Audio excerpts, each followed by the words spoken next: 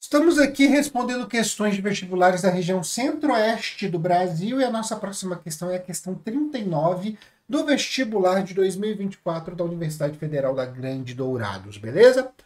Em 8 de dezembro de 2021, a Harvard Medical School anunciava investimento de 10 milhões de dólares para o grupo Allen Discovery Center for Human Brain Evolution realizar pesquisas que pudessem colaborar na compreensão sobre como cérebros únicos dos seres humanos evoluíram.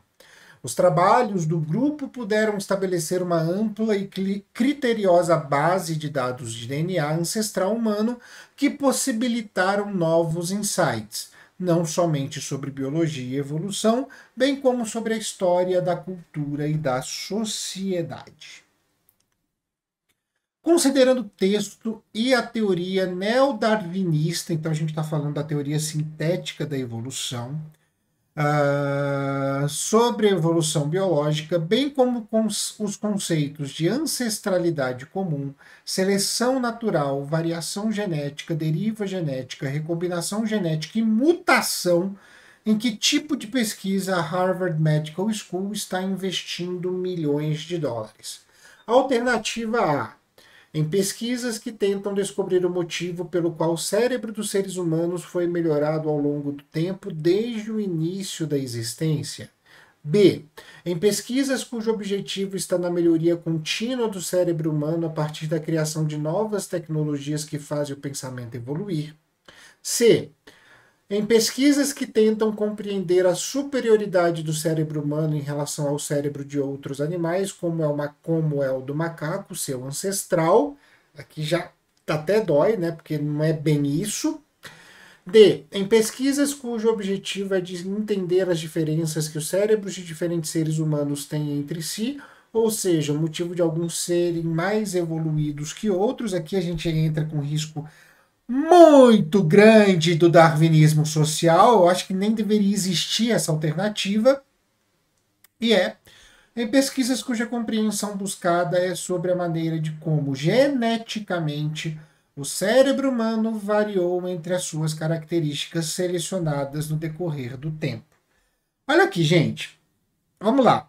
Trabalhando a questão neodarwinista, questão da teoria sintética da evolução, a gente vai pegar o conceito de seleção natural colocado por Darwin e vai explicar isso de uma maneira molecular, uma maneira genética.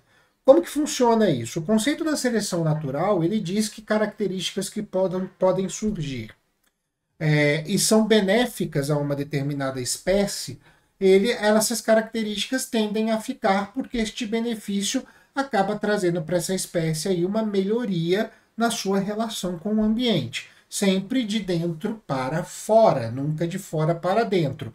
É a característica que surge de dentro, de um fator interno, que o Darwin não sabia explicar como, né? E acaba trazendo uma manifestação que melhora a relação com o ambiente, do que o ambiente trazendo aí uma mutação, uma alteração no corpo, fazendo que um corpo se modifique em detrimento do ambiente. Então, sempre de dentro para fora.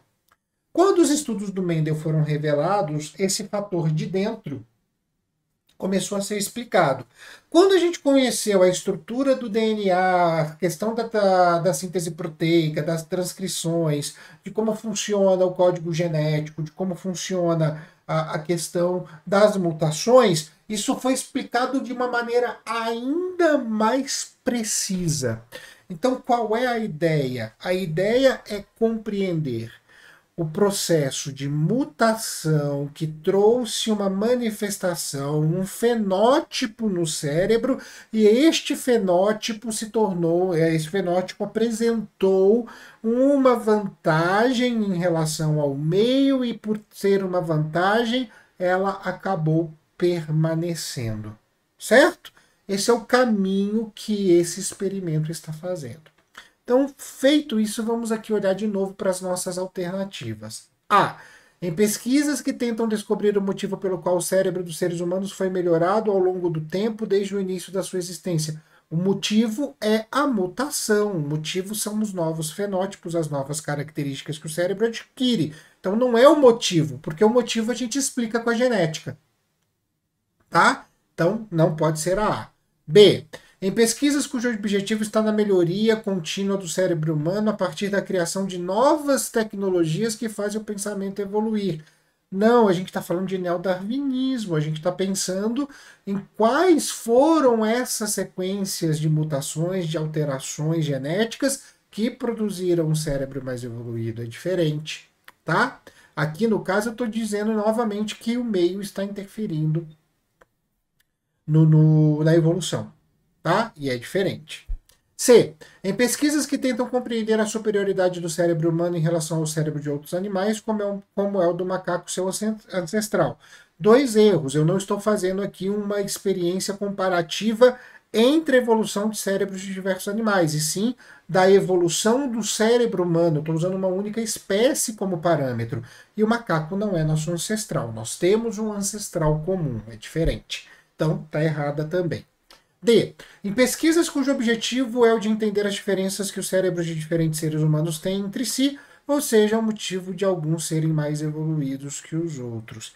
Aí eu já falei que aqui a gente entra com uma questão de darwinismo social, porque ele não fala de seres humanos de diferentes épocas, e aqui mora um risco muito grande. Como eu falei, essa alternativa nem deveria existir. E é, óbvio que é a única que sobrou, né? Em pesquisas cuja compreensão buscada é sobre a maneira de como, geneticamente, o cérebro humano variou e teve suas características selecionadas ao decorrer do tempo. Basicamente, é o puro suco do neodarwinismo. Ele resume o neodarwinismo nessa alternativa. E por isso é o que eu tenho como alternativa correta. Tá? A alternativa é